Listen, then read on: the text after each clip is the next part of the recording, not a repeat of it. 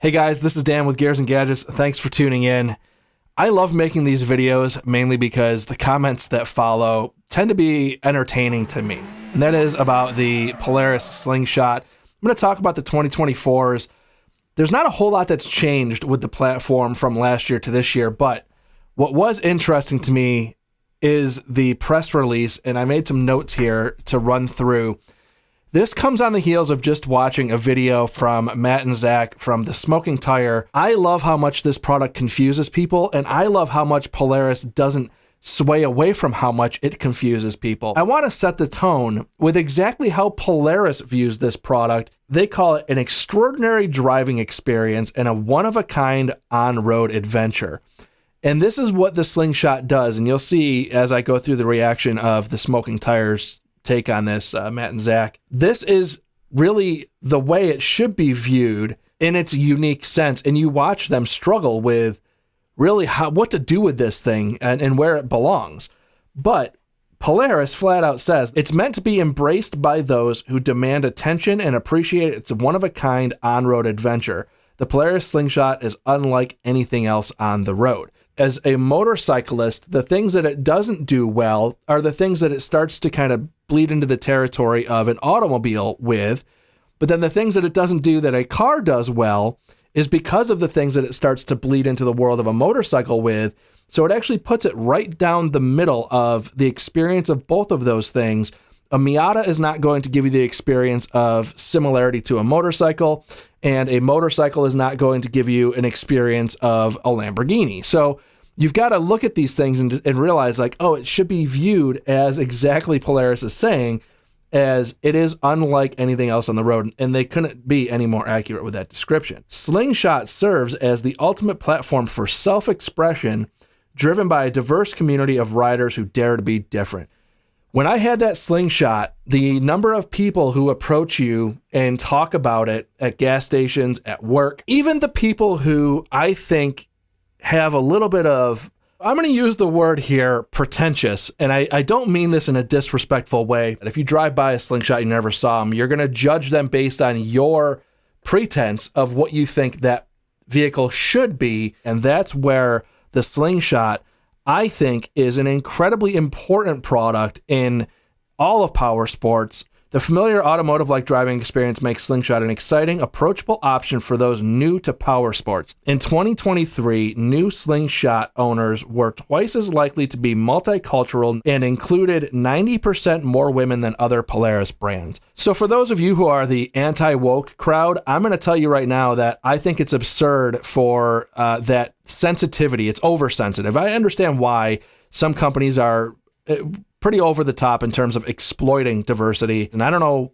how you make it feel authentic and what the difference is between when it becomes disingenuous. But I think this is just honestly Polaris telling you that the majority of their owners were multicultural, but also in saying 90% more women than any other Polaris brand. So that's awesome. They say, we've designed and developed the first Slingshot with a spirit of innovation and a drive to create something unlike anything else in the market. So anybody who's judging the Slingshot as a car or a motorcycle, or like as if it belongs in one of those categories, is judging it in a way that even the brand is saying, like, hey, we're not trying to be anything other than something that is unique that nobody else has. And I think that they've achieved that very well. All right, so let's get into the Smoking Tires video.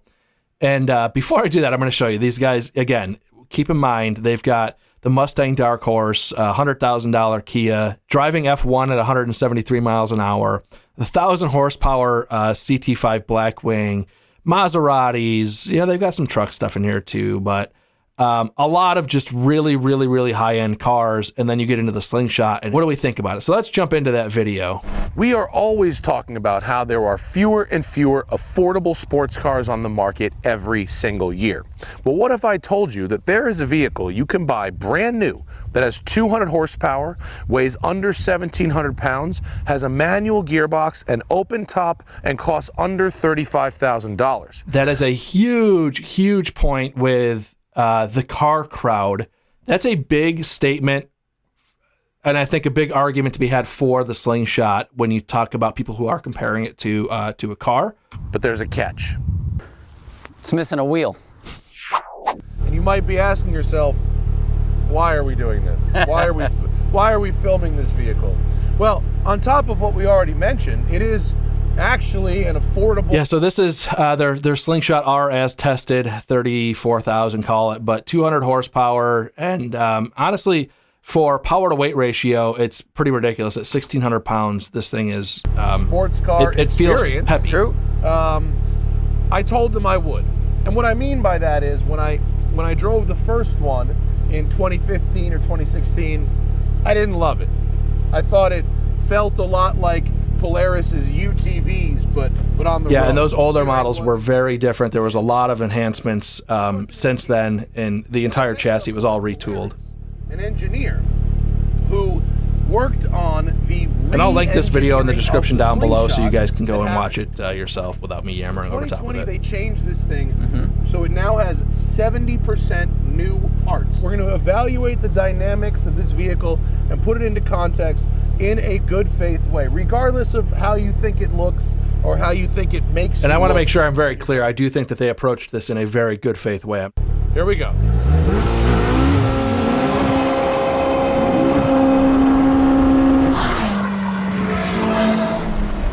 Now, on the one hand, Whee! It's a lot of wee.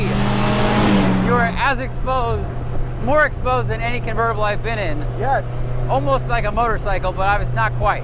While it's not exactly a Civic Type R engine, it's rev happy, right? It goes way up. Can't even hear him over top of the motor there. It is kind of a loud, Steering ratio is a loud really experience. Yeah. The shifter feel pretty decent. Yeah. It's direct. The pedals are So well laid out. I'm actually going to say that the shifter feel, as somebody who's not a frequent passenger or driver of supercars, I actually think the shifter in the Slingshot is really, really positively engaging. It's a really, really nice combination of clutch feel and shifter throw and all that stuff. It's really, really fun to bang through the gears in these things. And even in this view right here, this is the perfect view of, like, I try to tell people it's almost like a grown-up go-kart, is a street legal go-kart is very much how it feels, and it's an awesome vehicle to drive. Even though it has Brembo brakes, it only has 3 Brembo brakes. And so what I've actually found is, despite the low weight of the vehicle, I've been able to get these brakes pretty hot on a fast What he's talking about there, I think I was saying in my last review that I would definitely pay for the Brembos, and I stand by that. The Brembos are much better than the non-Brembo version, but what he's experiencing there, I'm pretty positive that the Slingshot doesn't have power-assisted brakes. So what you're actually feeling is it's not necessarily as much brake fade as it is not having any sort of brake booster that is a component of that. And I think it's a space limitation within that engine bay. I just don't think they have enough for all of that equipment. But to the best of my understanding, that is a non-power brake component, less so the Brembos being the problem. But I'm sure having 3 wheels to stop is certainly probably part of the problem as well. It does feel quick. It is quick. The power to weight, I mean, whatever the number says, sitting here, it feels quick. Yeah. And the top It definitely speed feels is limited to 125, which I think, 1, is a good idea. Yeah. And 2 is far below what it would do, because third goes to like 90 something. And there's 2 gears Yeah, left this thing after is, that. there's a lot of speed left in it, but when you get going real fast, what happens is, because there's one rear wheel, you don't have the rear traction that you normally have with a car. So when you get up to really high speeds, just slight little inputs into the steering wheel kind of make the front end bounce around a lot. I don't think I would like to get one of these things over probably 100 would be my limit of comfort, just in terms of like stability, what the vehicle is. But it's not a top speed type of vehicle. That's not what you buy these things for. There are a couple of downsides to having only 3 wheels. Here we go. What a manufacturer won't tell you, but what I'll tell you, is that there's only one reason to build a three-wheeled vehicle at all. Dynamically, it's not better than a four-wheeled vehicle in any way. In fact, it's pretty measurably worse. But okay, where he's going with this is not wrong, but saying it's measurably worse, it's measurably worse than what? If you're comparing it to a motorcycle, it's not, yes, it has worse qualities of a motorcycle.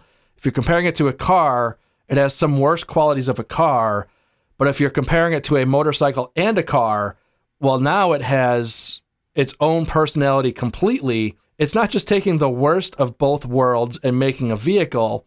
It's making a vehicle that has the endearing components of both and also the less endearing qualities of the other. And it's a very difficult thing to try to communicate. But again, they're telling you this stuff from the position of, really car guys. Is not a car. It's an auto cycle, and therefore it doesn't have to meet modern safety regulations. It doesn't have to pass a crash test. It doesn't need airbags or crumple zones or doors. Dynamically, you have just over half the rear grip you probably should have. Right. Which means getting the power down is a challenge. It's fun. So getting the power down is a challenge. Getting the power down is fun. It's one of those things where, again, that's, in my opinion, an endearing quality of it is that when you get in the gas of this thing and you break that rear end loose, it's fun to drive out of that, and it's easy to drive out of as well. It's a very easy vehicle to manage. Back gets pretty light under braking. And, of course, when you have crowning in the road, the back becomes a little unstable. Yeah, that's a very fair thing too, is that when you have crowning in the road, you've got two wheels in the front, one in the center, so you just have more area of, if there's a spot in the road that's uneven, you're almost guaranteed to hit it at some point with one of the wheels, and you feel that. It's true. Corner, and you get some lean in the front, because we have wonderful double wishbones up front. Front suspension is nice, but when you're in a corner and that leans, the back doesn't. The front suspension is really good. It's more static, so I don't know if it actually compresses or not, but it can't lean on one wheel the way a normal car can. Right. So it's kind of fixed. Right, and it's weird to have all this power going to the rear wheels and having so much control over the front wheels, and so little control over the back. Yeah. You know what else they added? Heated and cooled seats. Amazing.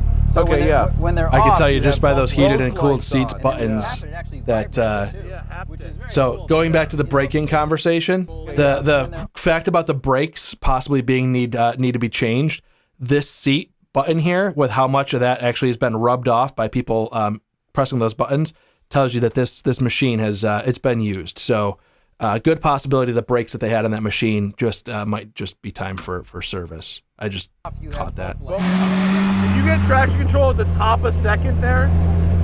Did I? Yeah. Yeah. Well, peak torque at 65. Yeah, you can break that tire loose in second gear. Just roll on and just light up the tire.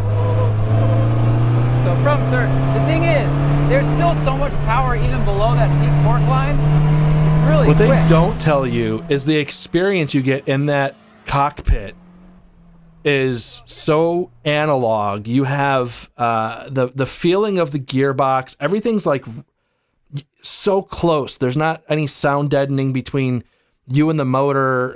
You feel and hear, and like you're really in tune with that vehicle. It's an analog feeling that you don't really get in vehicles these days, and I think that's part of what makes the Slingshot more compelling to me. Is when I say it's like a go-kart, that's very true in terms of like the road feel, but it's also very true in terms of just that feeling of ripping through the gearbox, the hearing the motor, feeling the RPMs, and just even downshifting. You hear the whine of the transmission. It's a very visceral experience that I think is very unique. It's so wild to me though. Like the front is so like quick and agile and just moves around. But then I just don't feel comfortable with the back. No, it's a mess. Yeah. I mean, it's as good as it could I be. disagree with that. It's not a mess. It's not a mess. It is what it is. It's not. This is where you have people who are used to. Because a lot of it is really really good. This shifter. People who are used to, you know, whipping around in supercars, yeah, it's not good compared to that, but it's not for those people. I feel like I could die at any second. Dude, a van came around the corner yesterday. That's, over again, the that's part of the line. endearing quality that My car leg people flat. won't appreciate. Motorcycle people who understand, like, the risk is all part of the feeling of living, the thrill of it. It's giving you more of that than any other car ever will, but it's also confusing car people who are like, well, what about my airbags? And all, you know, it's just funny because it's a vehicle built for the middle, and it just confuses people. A helmet feels performative. Like I need full leather. I disagree with that. I would never ride around full leathers. I feel never all felt the of need for that in that effects of vehicle. The road coming through like the back and the butt of the seat. Never. What would happen? What do you think would happen if you put like Öhlins on this?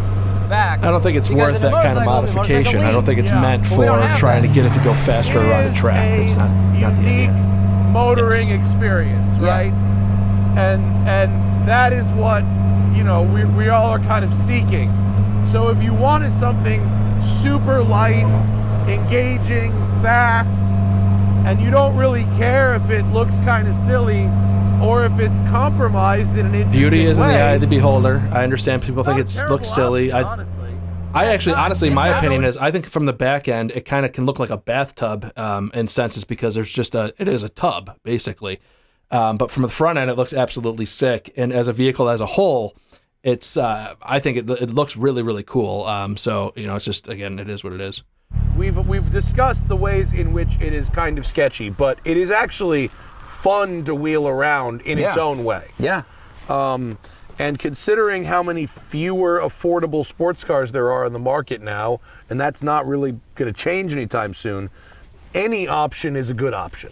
Now, this is really important. This is like, in my opinion, this is the statement of the entire vehicle is that it's getting people into motorsports, power sports. So you talk about this might be a gateway for somebody who might go out and buy a more expensive sports car later to go and rip around the track. It also might be a gateway to somebody who's like, hey, you know, I'm interested in motorcycles, but I'm not sure if it's safe. There, people that might be a little more risk adverse might go more towards the Slingshot and not a motorcycle, or people that are getting out of a motorcycle because of fear of safety can also then go into a Slingshot because it is a caged vehicle and it's going to be more safe.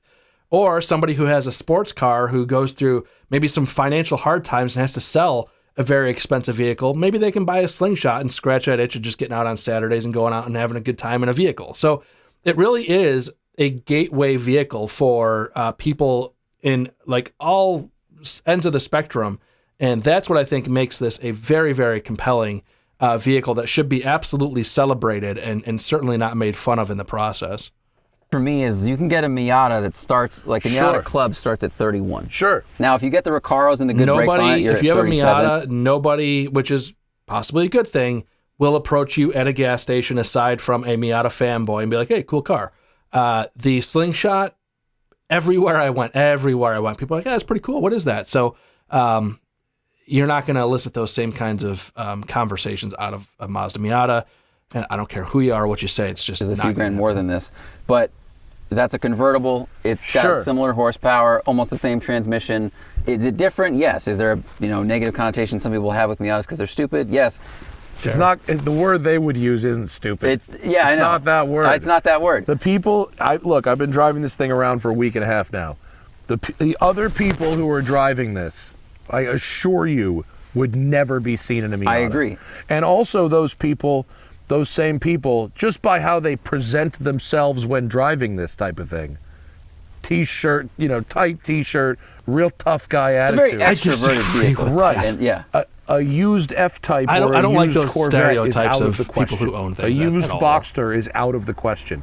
Things that are better cars, that are built better, that are safer, you know what I mean? That are probably even better to drive, but are not as flash, are out of the question for this kind of customer. And I don't know what other people are thinking when they're looking at me driving this, but I know what I'm thinking when I'm looking at someone else driving one, and it ain't good. That's why I say the word pretentious. And I don't, again, mean it negative. This is just somebody who has their preconceived notion of what a vehicle should be, and then they look at somebody else who's driving these things and passes judgment. I hate that. I hate it with a passion. I hate it in the motorcycle world. I hate it in the car world. I hate it across the board. Just get out and ride is kind of my mentality. And anybody who has one of these that I see out in public, if you think they look silly, you're really doing yourself a disservice, because you should be looking at that person and being like, oh, it makes them happy. Not it shouldn't be what it makes you feel like watching them. It should be like, I'm happy that person's happy, having a good time. So I don't like that mindset. I don't like the judgmental part of it. I get these people are judging things from their perspective, and I do the same thing on the channel. I try very hard to remain open-minded. I'll probably make a video dogging on the Cybertruck sometime here in the near future. So I'm not exempt from having these kinds of mindsets. I'm human, and I do that. But when it comes to products like this, or somebody chooses this motorcycle brand over another, or this car over another, I try really hard to maybe I'll give my opinion, but I'm not going to judge those people for it either. To each their own, different strokes, whatever you want to call it. So I think that's the subjective thing, right? Sure, like, I mean, course. this is like, if you were a kid, this looks like a transformer that attached itself to a motorcycle. I mean, it is cool and exciting, and it is different. And they did a great job with the engineering of it all. But so I guess, That's to circle back to where we started. The Polaris engineers said, we want you to have another go because we re-engineered it and did the best we could with the platform, and we want to know what you think. And I think the guy wasn't lying. I think the guy really did a great job engineering within the I agree with that. And I also talked to the platform. engineering people. I'll leave the video there. I'll link it in the description down below. Highly recommend you go check it out. They don't need my promotion on a much smaller channel. But a couple of things I'll leave you off with here is that I think the content people put out is very, very organic. It's not disingenuous. It is from a good place in the world that they're judging things based on from what you see the rest of their content with. And the Slingshot just really has a hard time by design, which is mind-blowing to me, which is another reason why I think it's great, of really getting people to really understand what they're even experiencing. And I think that's pretty cool. With that being said, guys, thank you very much for tuning in. If this is your first time tuning in, please hit that subscribe button down below. Remember, likes go a long way to help support the channel. I will see you guys next time.